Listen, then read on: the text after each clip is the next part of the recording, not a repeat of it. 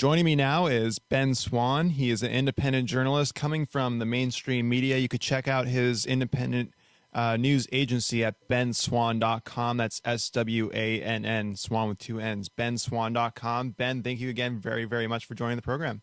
Alex, thanks for having me on. No problem. So it's been about 6 months since we last talked, and you were launching your Truth in Media project. And you've been able to, cover some very serious topics, and we'll touch on those in a bit. But what has the transition been like? How does the audience differ, the medium, the learning curves, and what tips do you have to offer to citizen journalists from, the experience you've gotten in producing your own journalism? Well, one of the things I think has been probably the biggest challenge is figuring out the distribution part of it. Creating content is probably the easy part, but getting that content into the hands and in front of the eyeballs of viewers and listeners it's a challenge. And so one of the things we've looked at is how to, kind of build out a broader base of distribution. And that comes in various forms. So we're still working through that right now. I've been very happy with the amount of traffic that we see on our website.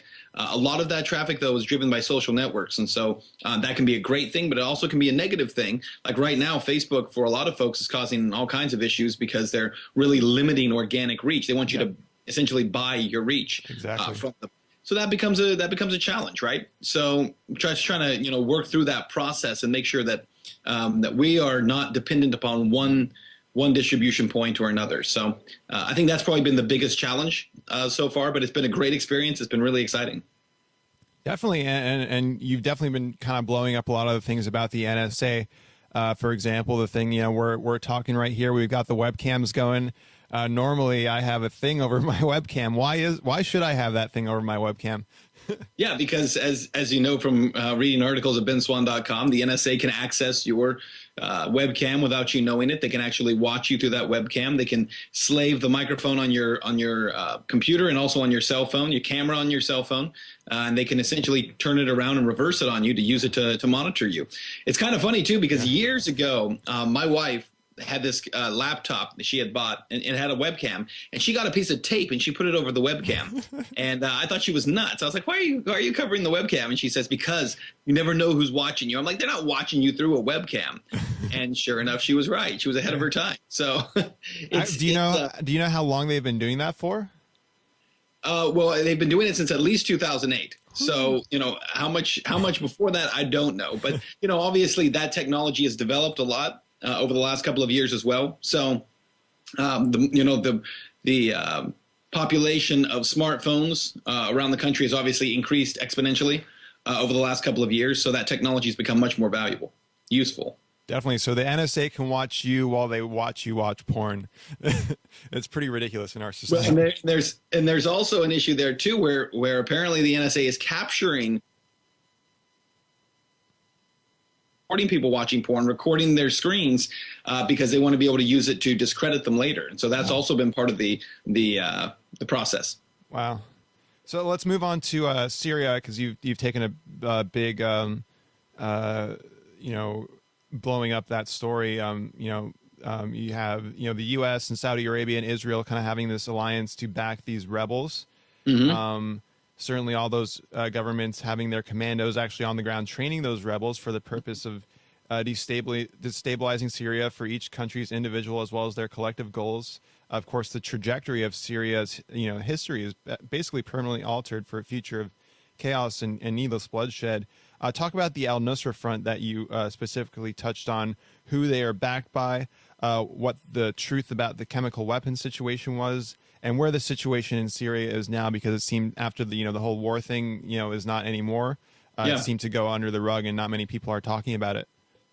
Yeah, and they're not talking about it right now, which is fairly interesting because as they fail to talk about it, the violence there hasn't slowed down, the bloodshed hasn't slowed down, and what our media fails to report on, our media was all over this chemical weapons story, right? So national media wanted to talk about it. They wanted to talk about Assad using these weapons. They wanted to talk about the president's red line. They wanted to talk about the need for intervention. But what they fail to talk about are things like different cities where al-Nusra Front is moving into those cities and slaughtering hundreds of people, just massacring them. Christians and Jews and Alawites and Muslims who are being slaughtered indiscriminately. And our media doesn't talk about those stories at all. And it's happening every day. In fact, it happens more often since this buildup to war than prior to. It was actually escalated. But again, our media won't talk about it. And that's part of the, the major issue here with this is we have this media in this country that loves war. They obviously support the military industrial complex. They support the idea of foreign intervention. They support any really military intervention in any country where there's an American corporation interest. And so, you're never going to hear truth from them when it comes to what's going on over there. Al-Nusra Front, as we talked about, is the Syrian wing of al-Qaeda in Iraq. And it is the best financed, most capable, best militarily backed group in Syria that's supporting opposition. In fact, it's gotten so bad that we actually ran a piece about the other group, the Free Syrian Army, the FSA, which is a much smaller group that the U.S. says they're backing, has actually now turned its attention to saying, how can we start to work again with the government to fight al-Nusra? Because al-Nusra is killing so many civilians across the nation of Syria. But again, it's so hard for Americans to even begin to grasp what's going on over there because there's not an honest discussion about it.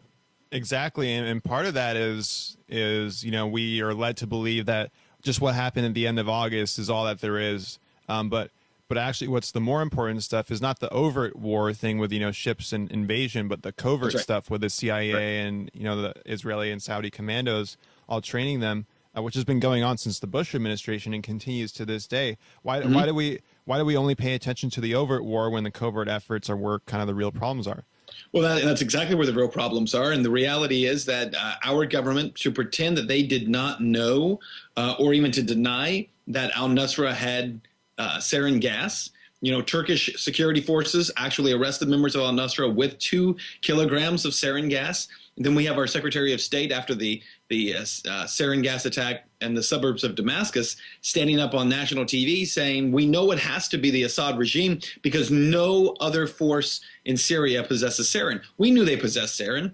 In fact, there are some people who believe our government gave them sarin. Now, I wouldn't go that far because I have no evidence of that. But I do know that, as you said, we are training these guys. We're releasing them. In fact, a week before that attack in the Damascus suburb, we released 300 al-Nusra fighters into Syria on their way to Damascus. I'm not saying they're the same 300, but the reality is that's, as you said, the covert wars is really in my opinion, the more immoral war because we pretend we don't have a hand in it when we're actually trying to direct the entire thing.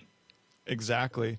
And bringing this over to Iran, since this was supposed to be kind of a backdoor to a war with Iran, given their strategic defense agreement, they came up with this deal, to loosen the sanctions. But now, even with those in place, Congress is still trying to pass more sanctions. And the Obama administration is trying to be hands off. My initial take on it is that the Obama administration is pretending, I really do think that they want war with Iran. And they're pretending to be against the sanctions so that when the sanctions are applied and that it aggravates Iran some more, to blame it all on Congress and then say we have no choice but to go to war, but it's all Congress's fault. So he could seem like he's appeal to the anti-war left and soften them even more. Yeah, that's a pretty good theory. I think it's very interesting to watch kind of where we are right now because with these sanctions moving forward, as you say, Congress continues to try to put sanctions on Iran. And the reality is that anyone who believes the sanctions aren't an act of war isn't paying attention. I mean, they clearly are an act of war. And the reality is they don't hurt the government regimes. They hurt the people. They hurt the citizenry of Iran. But if you listen to our media, you would think that every person in Iran hates America and wants to see the destruction of it. And is proud to see that happen. And that's not the case. But again, we have such this very limited, narrow, for lack of a better term, ignorant view of the rest of the world because we view things through this national media lens. And speaking of truth in media, what do you think of the kind of mainstream media's use of things to distract us? I mean, there was Miley Cyrus twerking around the time of the Syrian war. There's Bridgegate around the Trans-Pacific Partner Fast Track, or Duck Dynasty around the NDAA. I'm not trying to say that there's like some kind of master thing going on, but like, do they kind of do these types of things on purpose, or is that just their nature to throw stupid stories while they refuse to cover the real issues given their corporate interests in these matters? Well, I think, yeah, I think more than anything, more than it being a conspiracy, I think it's really just laziness. Look, how difficult is it to cover a Duck Dynasty controversy? I mean, you can basically cover that story from 100 different angles, and it has absolutely no real value to anyone. But if you start to dig into things like the TPP, now you're having to really look at very important stories that are multi-layered. They have very strong repercussions for the American people. They have very strong repercussions for the American economy and the world economy. And yet, and again, this is a really important point here, media companies don't want to talk about it. The TPP, one of the biggest issues here, as you know, Alex, isn't even the issue of just the economy, but intellectual property. Yep. And media companies have no interest in doing anything that lessens intellectual property rights. Yep. And not just rights, but the expansion, if you will, of intellectual property. And so, it's certainly not going to benefit them to say, let's talk about the TPP instead of Duck Dynasty. Yeah. You also touched up relating to the TPP and how it kind of relates to GMOs. You touched up on Monsanto and corporatism with your Truth in Media videos. Generally, people who support voluntary market interactions think that people should be held accountable for violation of people's rights. Whereas nowadays, if GMO pollen floats onto your garden and contaminates it, you get sued for patent violations rather than the other way around for property rights violation. Discuss Monsanto's line of credit from the government and how they are held legally immune from the environmental impact of their bioengineering. Yeah, I think the main point here, and by the way, we took a little bit of heat for that story because a lot of people felt like we really needed to go after Monsanto more. And I don't really even have a problem with Monsanto. I don't like them as a corporation, but I don't like a lot of corporations. And it's not because they're corporations. I just have an issue with the fact that we have this very, very inappropriate relationship between the corporation and government. And as you're pointing out, there is a not just an inappropriate relationship there, but you have very special favors that are granted to companies like Monsanto that allow them not only advantage in the marketplace, but even more than that, they allow for an infringement upon a citizenry's rights. And so as a citizen, as you pointed out, I no longer have the right to simply if their pollen enters into my field, if I own soybeans or I own corn, I can't continue to grow that because, well, now I'm stealing their patent. I'm using their patented, again, intellectual property. And that's a big problem for me. It's not about protecting the rights of the farmer and saying you need to keep your seed out of his field, or even beyond that these foods like soybeans and corn are naturally occurring. And so we're not going to allow you to infringe upon their right under natural law, not just U.S. law, but natural law to be able to grow food. And so we see this very inappropriate relationship. And for me, it's that revolving door between the corporation and government, where these guys come in and out all the time. And as a result of that, they continue to set policy that benefits the company they go back and work for. Then they go back into the public sector and create more policy and regulation that holds back competition and protects their corporation. And I've had somebody say to me, well, you have to remember that when these government positions open up, you want someone who's an expert in these areas, and typically you can find those people in the private sector. All right, that's fine. But what if we did this? What if we said, we're going to take the experts from the private sector, but it is illegal for that person, once they've entered into public service, to go back to work for any company, corporation, small business that has benefited from the actions they took while in public office. First of all, you'd raise the standard of who's going into public office. And you would also create an atmosphere that says, if you believe in what the private market is doing, stay in the private market. If you believe in public service, get into public service. But you can't go back and forth and basically do yourself favors, in the interim. I just think it's a terrible system. Exactly. And as Mussolini is the one that called that fascism, which is corporatism. Yeah, in fact, I'm going to be down in Houston and Austin later this week, and we're going to be talking a lot about that and the concept of corporatism. Awesome. For those just joining, I'm speaking with Ben Swann. He's an independent investigative journalist at benswann.com, SWANN, Swann with 2 N's. Another controversial topic you touched on was 9/11. Most people, unfortunately, do not know that there was even a third tower that fell. The mainstream media, for the most part, hides it or discredits it. There's even, debunkers saying, You 9/11 conspiracy theorists debunked. Building 7 never existed. You're all crazy. Now we have some congressmen actually calling for files on 9/11 to be released, connecting, the government of Saudi Arabia to sponsorship of 9/11. There is also evidence connecting the Israeli government and the Pakistani government to it. And what was it like to cover this topic as far as just from the scientific angle and just from the fact of, that it is kind of relative with new polling numbers coming out, a new campaign just to bring awareness about Building 7. Sure. What was the whole journey of that episode? Yeah, it was pretty difficult to do it because, as you know, 9/11 is such a tough issue to talk about. And part of it's because we're not intellectually honest in this country about those kinds of issues. We're so emotional about them. And so you can't talk about 9/11 because it might, it upsets me, it hurts my feelings, it shocks me. And so I don't want that. And one of the interesting things about doing it was we actually got most of our criticism on the piece from libertarians. Who said, hey, don't talk about 9/11 because you're going to discredit yourself, you're going to discredit the movement, you're going to discredit the whole liberty idea because people think we're all nuts because we question 9/11. Look, number one, to you and to your listeners, are you a 9/11 conspiracy theorist? I would be willing to go on record to say yes. I'd be willing to go on record in saying every single person in America is a 9/11 conspiracy theorist. And here's why. Because regardless of which story you believe about 9/11, and there are many of them out there, no matter which narrative you believe, it was a conspiracy. It was either a conspiracy by those 11 hijackers who got onto planes.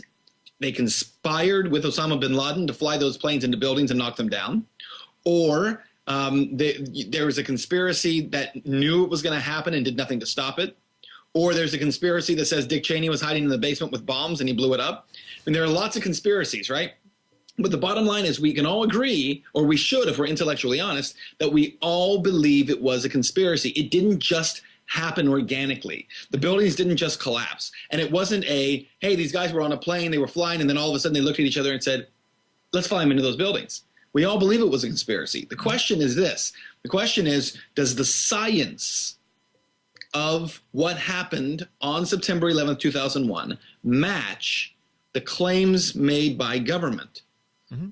I'm not a scientist, but as a journalist, when I have over 2,000 scientists, architects, and engineers who have studied this throughout their entire lives, not 9/11, but they've studied engineering, they've studied structural engineering, they've studied mechanical engineering, when they have devoted their lives to that, and 2,000 of them say that is impossible, what they're claiming, that building fell down by office fires, when NIST itself says this has never happened before in history, and this is the evolution of office fires. Mm-hmm. What?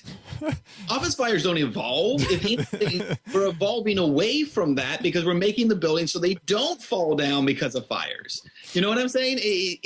I think for me, I was willing to really cover it from that point of view, simply to say what these guys are asking for is an up-and-up investigation. They didn't make any claims about who actually did it. They didn't make any claims about what government did or didn't do. They simply said, we believe there needs to be a thorough investigation because from a scientific point of view, this did not happen. I think it's a reasonable statement to make. And like I said, we took some heat for it, but if I had to do it over again, I absolutely would do that piece over again. Definitely. And even the term conspiracy theorist is kind of like a derogatory term. I always like to, what do you think about the differentiation between theory and fact? Well, sure. And I think the fact that when you, as you said, even when you say conspiracy theorist, it indicates that everything you believe is based in mythology, essentially. It's a myth, it's a lie, it's some crazy theory. And yet we know all throughout human history there have been conspiracies. There was a conspiracy to kill Lincoln. There was a conspiracy to kill JFK. People say, oh, you buy into the JFK conspiracies. Even if you believe, unless you believe that JFK was driving through Dallas and suddenly this guy just dawned on this guy, hey, I'm going to shoot him, then you believe it was a conspiracy. Someone conspired to commit this act. So the problem that we have is, again, it's an easy way of demonizing people and smearing people who question official narratives. But the problem with the official narrative is many times it just assumes that you're going to believe it because it's official. Media believes it because it's official, because it comes in the form of a press release or it comes from some government official. It must be true. And I think the general public in America is no longer of that mindset. Mm-hmm. Exactly. And you're one of the few journalists who travels. You recently visited Chile recently with fellow journalist Luke Rudkowski of We Are Change, most known for his confrontations of Henry Kissinger and Lord Rothschild. He interviewed actually a Chilean citizen journalist who confronted David Rockefeller during Rockefeller's visit to Chile. Now, Chile also happens to be an original signatory nation of the TPP, which who knows if he had a hand in. What do you make of the contrast of the Freedom Project in Chile versus the the establishment government of Chile? Their last vestiges of globalization, trying to grease the Chilean government for things like the TPP. Does the freedom movement in Chile have a chance at stopping the TPP? And what effect would the TPP have on the Chilean freedom movements? It's a good question. I really can't speak to it very well other than to say that it doesn't matter what country you're in right now. Yeah. I feel like regardless of the nation, whether it's in South America, North America, Europe, Asia, we have this growing battle. And as you know, Alex, we like to say it's not a left versus right. It's liberty versus tyranny. And that really is what it is. It's actually, I've now concluded, is a liberty. When I say tyranny, it's actually liberty versus socialism and fascism. Mm-hmm. And that's what the battle that's raging right now. And you can't sum up, well, it's liberty versus socialism. That's right versus left. No, it's not. Because American right versus left, or right and left, is actually fascism and socialism. Mm-hmm. But this liberty movement, regardless of where you are in the world, is pushing back against the idea that we are all property of the state. And now that state is becoming a global state, where we're all citizens of the earth, and we all belong to the governments of the earth, and that we really possess no rights. And ultimately, all the rights really belong to corporations and the affluent. Listen, this is nothing new. Every phase of human history has experienced this, and throughout different phases, people have been oppressed, and they've also pushed back. And in some generations, there comes a movement that says we will no longer be subject to tyranny, and the people push back. I believe that we've hit that moment again, and I think it's our moment to be able to push back, regardless of whether you're in Chile or the United States or wherever. Definitely. And in Chile, you actually launched your Just Us jury nullification movement with Just Us Justice.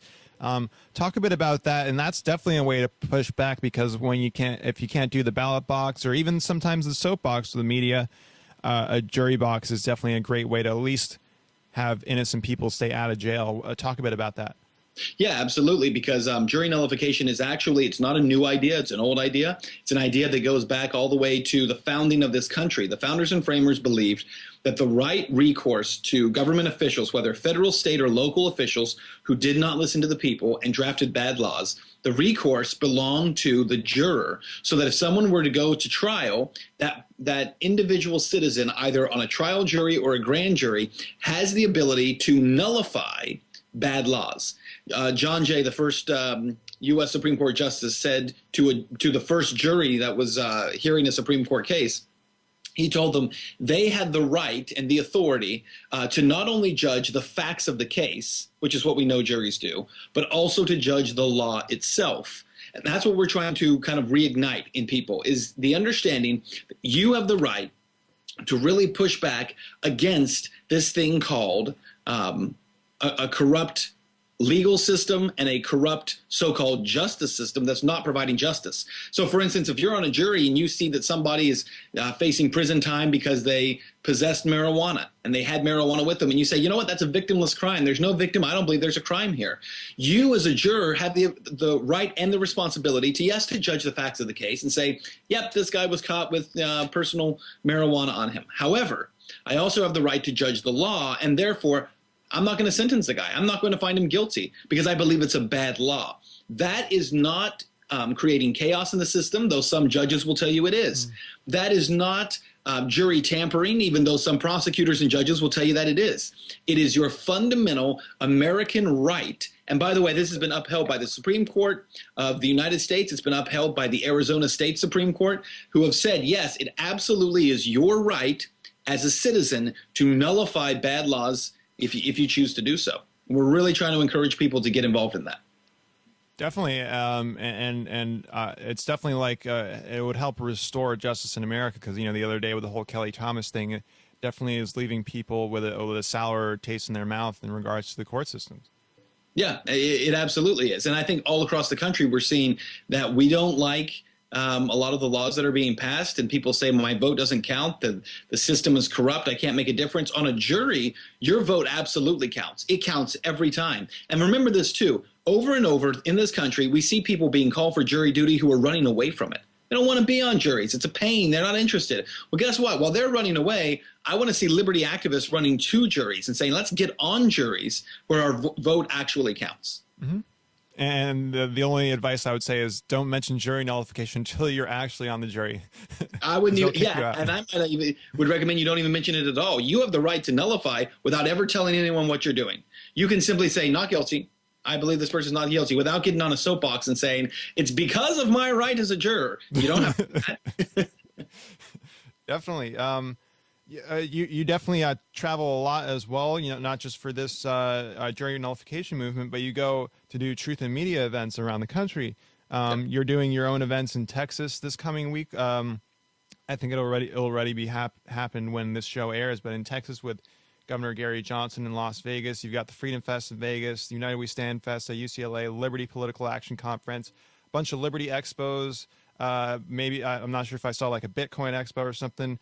That's right. Contrast yourself, a traveling educational journalist, to someone like Anderson Cooper, who kind of stays behind the teleprompter, and people, they don't really interact with the people, even though they're much more enamored with people like Anderson Cooper. What's that contrast? Well, I think, for what we're trying to do is, and some people would say, well, you guys aren't as much, you're not really a journalist. And how do you report it? How do you interact, as you said? And one of the ways to do that is to really work to empower people. And I think in his own way, Anderson Cooper works to empower people. I'm not sure he and I would agree on very many issues, but I think that he wants people to be empowered. I think he wants people to get up and do something about their situation. But how do you teach them to do that? And so one thing we try to do at these events is not talk about the microcosm issues, but to really talk about kind of the 30,000-foot view. Here's what's happening in this country. Here's the issue of individual liberty. Here's the issue of freedom. This is how you overcome. And these are some tangible steps you can take. And that's one thing we're really trying to do, is just empower people and educate them as to what's happening around them and what it means to push to get that freedom back. Definitely. And a person that actually introduced you to me was my friend from People Against the National Defense Authorization Act. And he's definitely one of those Absolutely. people. Yeah. So talk a bit about what you've got in store for season 2 of Truth in Media. It's a new year. We got a lot to look forward to, or maybe not look forward to, like maybe police militarization, just because the nature of government is to grow their budget. So they have to use their new SWAT team stuff in order to grow their budget. I even saw a story of we talked about Monsanto going in and busting people who grow their own food. That's right. It's kind of a scary thing to look forward to. What are things that you're looking to cover in this year? Yeah, there's some really interesting stories that I think, from last year, we kind of got our feet wet. I think this time around, we're going to go a lot deeper. We're going to go deeper into issues of what it means to really, point out corruption, either in international governments, in our own government. You talked about militarization of police. We're definitely going to deal with that issue and explain to people how it's happening, why it's happening. And again, what we really want to do is talk about these issues and then present some solutions as well. So, one of the things we're really rolling out through our website is, while Truth in Media is going to, I think, be much more empowered this next time around, and we're going to be, for lack of a better term, we're going to be even ballsier the second time around than we were the first. I think we go from that also into a much stronger form of activism, where we're really trying to give people some tangible things they can do. One of the great things that's happened over the last 6-7 months is I feel like we've built a lot of strong coalitions with liberty activists. Mm-hmm. We really want to keep that going and focus on that. But I'll give you a teaser. One of the first episodes we're going to do, getting started in this next season, we're going to take on this 2-party control of our elections and over the issue of debates. And so we're really going to go after those guys and give people some really good information. And by the way, the first season of our Truth in Media should be getting up on Hulu pretty soon. So I'm excited about doing that, so that this next round, as I said, of the even harder content, we'll be able to follow it there. Definitely. Do you have any final thoughts for our listeners? And again, where they can find you online and everything like that? Yeah, check out benswann.com. That's Ben Swann, SWANN.com. You can check out our Truth and Media reports there. Also, you can find all kinds of content. I'd encourage, by the way, your listeners, if you're interested in our content or if you already go there from time to time, sign up for the email list because, as I said, the best way for us to get content to you is through email as opposed to through Facebook and all those social channels. So I want to encourage people to do that. We also have an app. You can find it on the iTunes App Store and also the Google Play Store. You can get it there, and you can, we'll send it straight to you. So I encourage people to do that. Check it out. And also on Twitter, it's Ben Swann #. You can find me there as well. So I'm not even going to give you the Facebook address because I'm mad at Facebook right now. So don't even mess with those guys. F Facebook. Well, awesome. I've been speaking here with Ben Swann, independent journalist over at benswann.com. That's Swann with 2 N's at the end. Ben, thank you again very, very much for joining the program. Happy New Year, and we look forward to another year of Truth and Media. Thanks, Alex.